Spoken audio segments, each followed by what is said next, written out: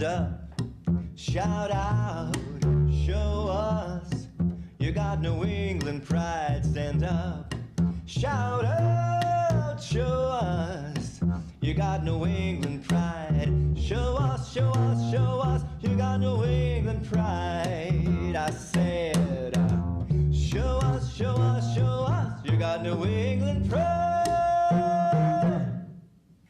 Hello everybody, and welcome to another fun and informative episode of New England Pride TV.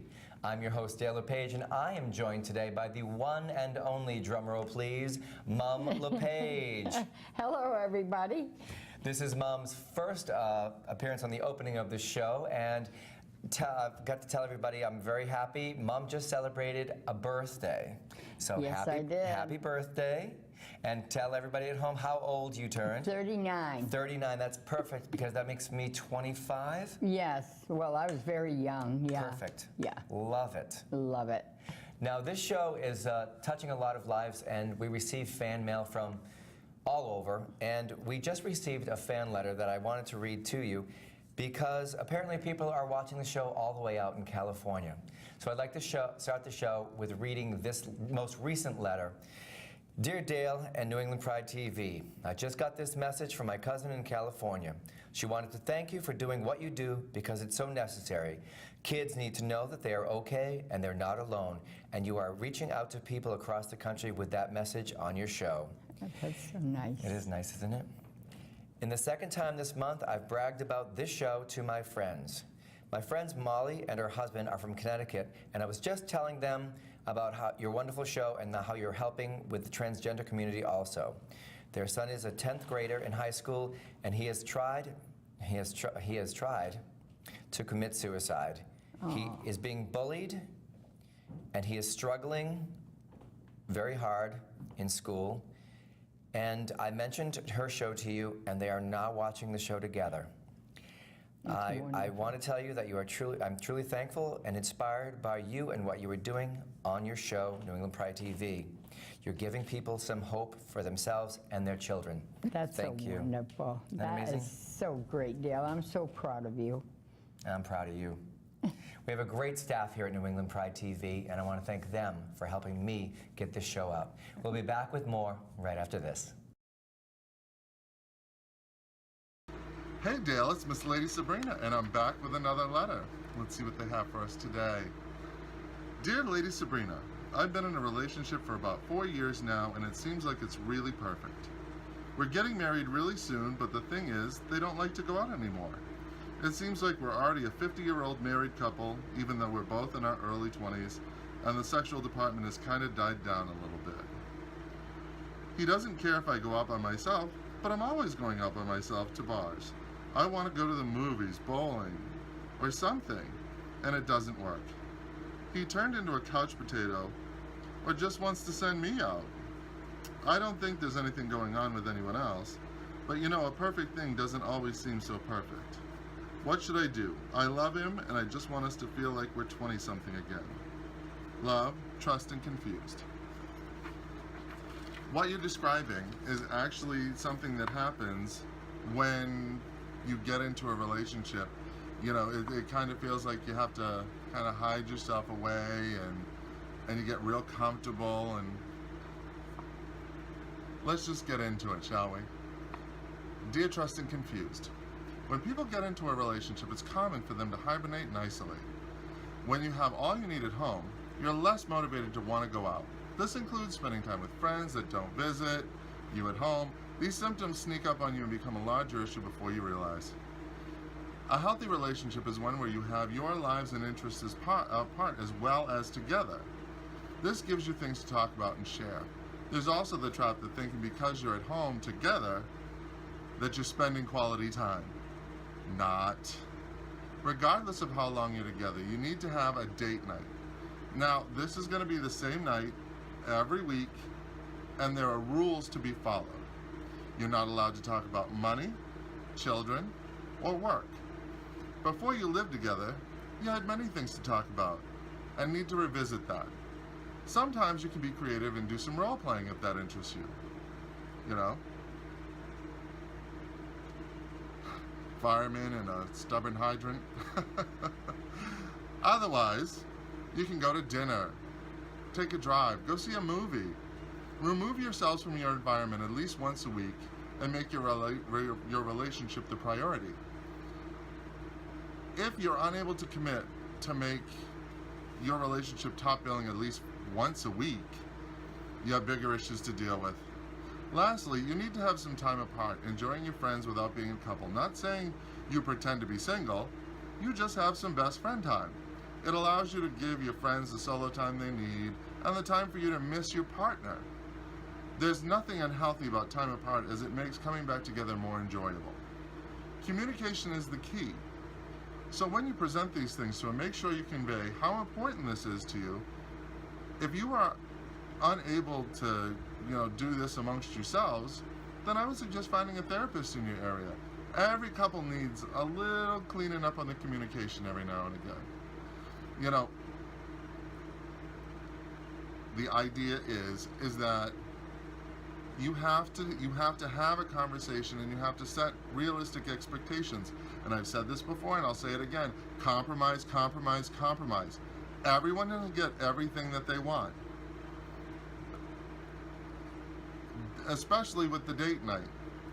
I think that one person shouldn't have to set up all the dates. I think one person should set up the date, and then the next week the other person sets up the date and plans the whole thing. So literally the partner just has to show up. So it is kind of like, and it doesn't matter what you do. It matters who you're spending time with, enjoying it, enjoying their interests as well as them enjoying yours, and showing the respect to your partner that you will expect when it's your turn to plan the date and it's something that you really enjoy. It's not as complicated as it seems, but if you don't pay attention to it now, small issues become large issues. Well, I hope that helps you out. Love and light. Lady Sabrina. Back to you, baby. Welcome back to New England Pride TV. I'm Dale LePage. I have the distinct pleasure of having our guest on today. Congressman Jim McGovern has been an incredible supporter of the LGBTQ community for years, long before this show ever came along. And you have been instrumental in just showing up and showing your support at pride parades, fundraising events, safe homes, all those amazing programs, and you're just such an inspiration, and I wish there were more politicians like you. How's that sound? Well, thank you very much. But I truly mean that. Well, I truly mean it that. means a lot to me, and I'm thrilled to be on your show, and I'm so excited that it's a reality. Now, I want to tell our viewers at home that when I announced that this show was happening, I announced it at a Safe Homes event. Mm-hmm. And it was the Safe Homes People of Courage Award, where you were speaking. You had received the award the year before, I think, right? Mm-hmm. And when I announced it, you walked over to me and said, let me know when I can be on your show and let me know what I can do. Mm-hmm. And that was a huge moment for me, because somebody like you giving time to support the community is amazing. So, well, thank you so much. I appreciate that, but you're a real trailblazer doing this show, and I'm so happy it's up and running, and that you're getting fan mail from as far away as California. We're getting we're getting fan mail, and it's all positive. It's all positive. So it's very encouraging. Good. Yes, and we just signed on for our viewers at home. We just signed on Cambridge. Wonderful. As well as Boston, Rhode Island, New Hampshire. That's great. It's going out to over 1 million homes. So thank you for watching. Now, I've got a few questions for you that, first of all, the transgender bill that passed last year. Mm-hmm. Now, I know you were a big advocate for that too. Were you surprised to hear that people want to repeal that in 2018? Yeah, my question is why? Why? I mean, one is I'm proud of all the legislators that voted for that bill, yes. Democrats and some Republicans, and I think that's due in large part because the LGBTQ community organized and actually, reached out to legislators, some of whom may have had some doubts, kind of explained the facts. But the idea that we would go backwards, to me, is something that is absolutely unacceptable. And you know what? At the end of the day, I don't believe that will happen. I hope you're right, and I agree with you. I think in the beginning with that bill, though, I think people were confused. They were making it something it wasn't. They just had to get the facts. Right. That's what the bill was about. But that's right. You know, ignorance sometimes, you know, is the biggest reason for bad policy.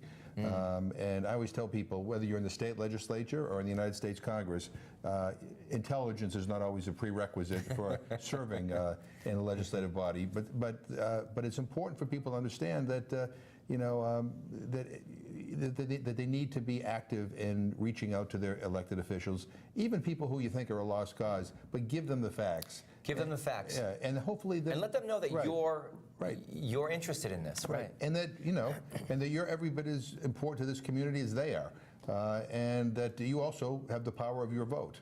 So that kind of interaction is important, and I think here in Massachusetts, you know, we have been on the forefront of a lot of LGBTQ community issues. We really have been. I mean, you know, first state, you know, that had marriage equality. Yeah. And I remember, you know, when it became legal to be able to marry who you love in this state, some people were like, "Oh my God, what's going to happen tomorrow?" Well, what happened tomorrow was that the sun came up. The sun came up. Everybody went to work, right? And life went on.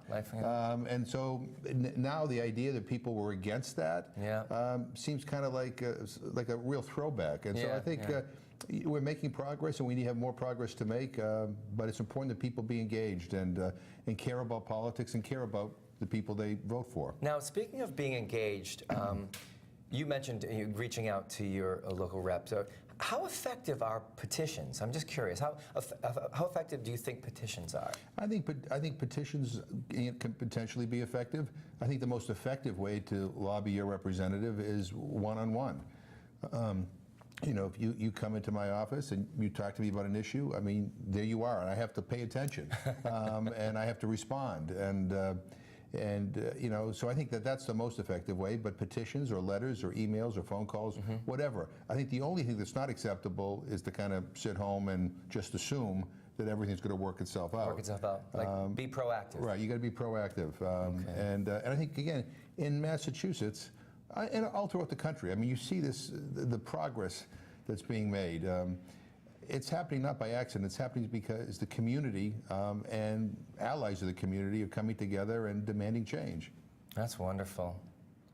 Now, I just have a couple of questions here. We've got a great staff here at New England Pride, and these are some of the questions that we came up with.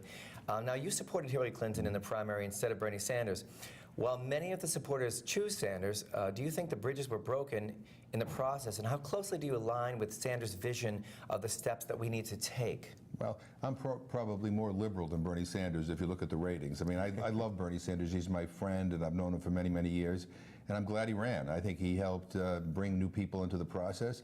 I think he helped move Hillary Clinton to more progressive positions, and so you know, I'm grateful that he was he ran for president. I'm grateful that he's still, you know, very active in this campaign now, helping Hillary Clinton. Look, the problem with primaries is that oftentimes you have 2 or 3 or 4 good people running, but you can only vote for one. Right. And you know, I've known Hillary Clinton for 20 years. I think the world of her. I think she gets a bum rap oftentimes, you know, by the political pundits. But I think she's a decent, wonderful human being who cares about a lot of the same issues that the Bernie Sanders people cared about. And I also think she has that added quality of having experience and having a track record of being able to work across party lines and get things done. I mean, look, we could all give great speeches. At the end of the day, we got to get things done. Now, I'm not saying Bernie couldn't have done that, but I'm just simply saying I've seen Hillary do that, and I admire her. So my vote for and support for her was not against Bernie Sanders. It was just I had to pick one, and my politics are probably more liberal than both of theirs. But you know, but I think she would be a great president. I really do. So do I. Yeah, let's keep our fingers crossed. Now, you've long been a supporter of normalizing relationships with Cuba. How happy are you with the steps the Obama administration has taken, and what needs to come next? Well, I'm very pleased that the president has begun the process of trying to normalize relations between our two countries. You know, we've had a policy for over 5 decades where we've had an economic boycott, where it's been illegal for you to travel there, not because the Cubans say you can't travel there, but U.S. law says you can't travel there. And it's been a policy that I think has been self-defeating. It hasn't helped the Cuban people. We're isolated with the rest of the world. We're the only country in the world that has travel restrictions and economic embargoes on Cuba. Every other country in the world deals with them, but us. We are the We're the only one. I was not aware of that, so, and I probably should have been, but I'm not. And you know, and I've traveled there many times. My first time was in 1979 when I was in college, and I've seen things change and political space open up. But not because of our policy, but because the Europeans have come in and the Canadians have come in and the whole world has come in. And look, the human rights record in Cuba has been over the years of great concern. And in the past there have been there's been particular repression against the LGBTQ community. But that has begun to change, and pretty dramatically in the case of the LGBTQ community. In what kind of time frame do you think it's been changing? In the last like 15, 20 years. And so, look, it's not a perfect place, but I'm a big believer that the best ways to promote kind of the values that we care about, political space, openness, and freedom, is for you to travel there. Not for members of Congress to give fiery speeches on the floor of the Congress, but for average Americans to be able to go there and promote the goodwill. Right. And it just, you know, whether it's to go as a tourist or to visit museums or to do business there. I mean, I think the American people are the strongest weapon we have to help promote good things around the world. So I give the president a great deal of credit. I went with the president. I know you did. That's why I wanted to ask this question. When he normalized diplomatic relations, but what needs to happen now is Congress needs to vote to lift all the travel restrictions and to lift the embargo so that people can travel there freely. Why do you think they're hesitant to do that? Well, because you get members of Congress that are still stuck in the Cold War. I mean, you get some of our colleagues from Florida who feel that that they're beholden to a small group of Cuban Americans that still want to fight the old wars of when the revolution first happened. And they've been blocking things. But the interesting thing is that the majority of Americans want normal relations. The majority of Cuban Americans want normal relations. The only holdup is, a few people in Congress. And so the American people are way ahead of Congress on this issue. And, my view is normalize relations. I think that the 2 words in the English language that the hardliners fear the most in Cuba are spring break. They wouldn't know what the hell to do with spring break. So just let it all happen, And by the way, Cuba's a beautiful place, rich in music and art and culture. And for the last 13 years, I've actually been working on a project to protect Ernest Hemingway's home and all the belongings in his home. He had a home in Cuba. And we've had some great success, so I'm really proud of that. That's great. Yeah. I was not aware of that. I'm so glad you brought that up. Well, our time is up, unfortunately. But I've got to tell you, it's just been a pleasure having you here. Well, it's my honor to be here, but I understand that. And I'm proud of you. Well, I'm proud of you, and I'm proud of this show.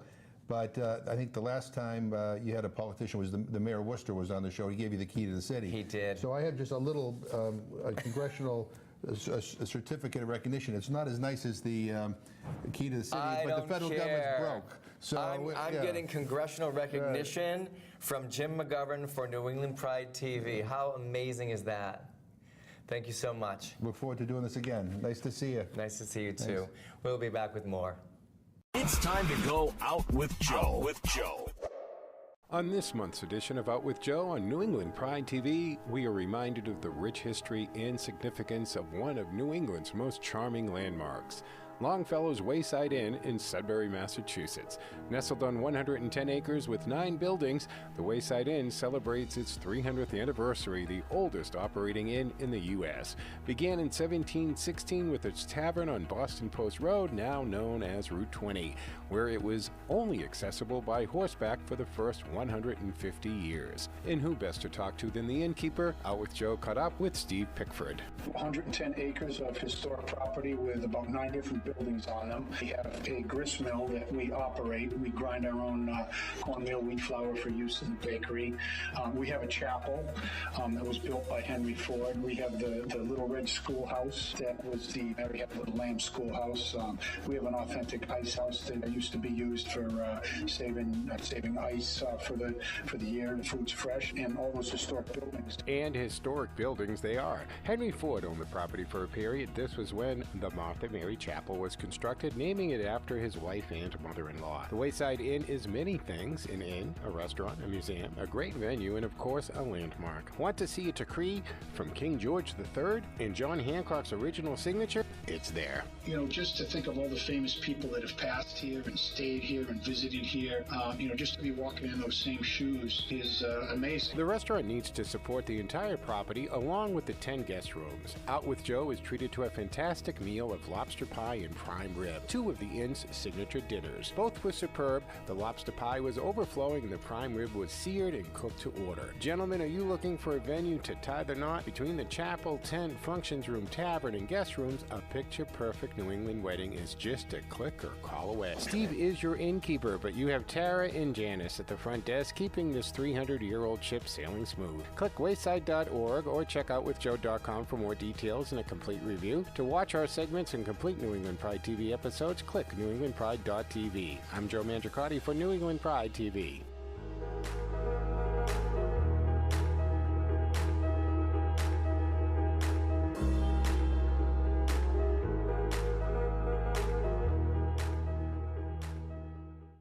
We're here now with our guest, musical guest. It's the Andy and Judy Show. That's what I'm calling it. How's that? Is that good? Sounds cool. Now, how long have you guys been performing together? About 5-6 years we've been performing. And you, how would you describe your sound? Kind of folky, but we do traditional, country, blues. So all of it? We hit it all, yes. Now, do you do a lot of your own songwriting? We do mostly our own. We do covers too, but mostly our own. And what are you going to be performing today? An original? An original today called Thorns in That Crown. It's kind of a bluesy number. All right, we love the blues here. Cool. All right.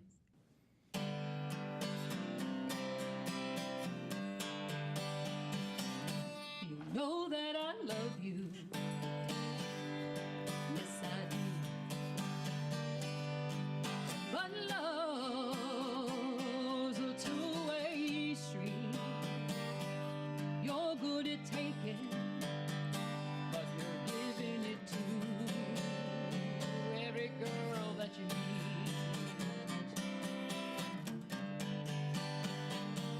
Your sweet talking words, I fell for it hard. Empty promises, that was your game. Did you tell her the same things? Did she fall for them too? Like a moth to a flame. I gave you my all. I gave you the best of me, but the writing's on the wall. This is how it's going to be. I can't turn a blind eye to what's going down. Call me your princess, but there are thorns in that crown. You know it's too bad. We could have been so good, but I can't keep living this way. You're never changing. I can see that now. So I'm leaving today.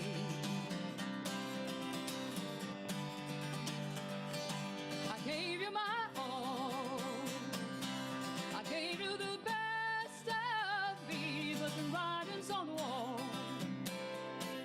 This is how it's going to be. I can't turn a blind eye to what's going down. You call me your princess, and there are thorns in that crown.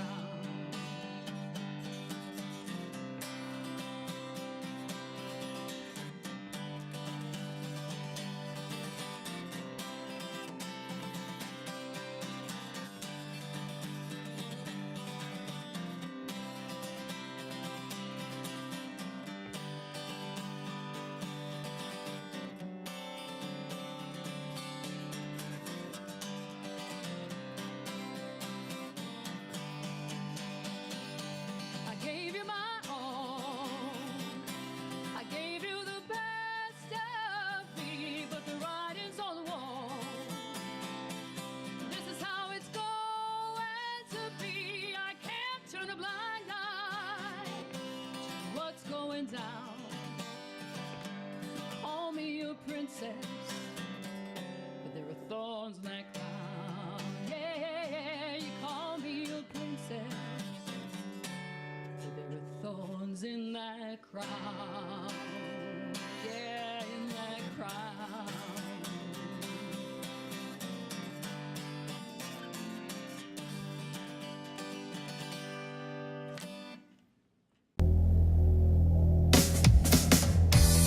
New England Pride TV with Dale LePage is brought to you in part by the Hanover Theater for the Performing Arts, Remax Vision Realtors, Shancakes, Cruise Planners, S. Bergman Consignment and Gift Boutique, New Oval Restaurant, Safe Homes, Bay State Savings Bank, and Paul Chasen Interior Design. And now back to New England Pride TV with Dale LePage.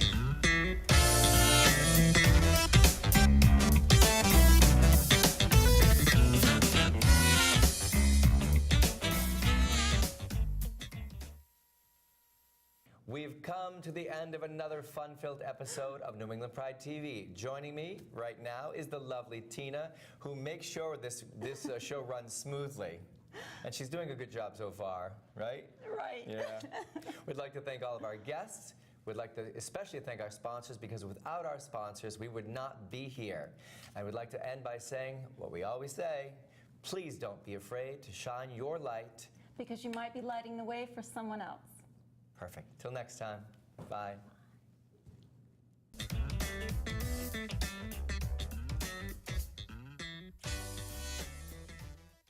We've come to another end of. Sorry.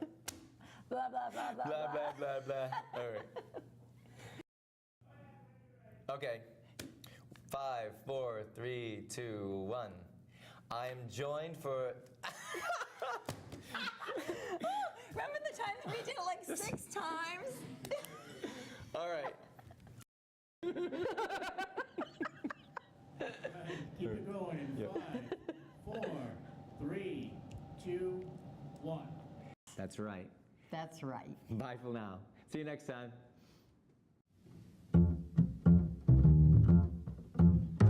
Hey, hey, I'll stand up, shout out, show us you got New England pride. Stand up, shout out, show us you got New England pride. Show us, show us, show us you got New England pride. I said, show us, show us, show us you got New England pride.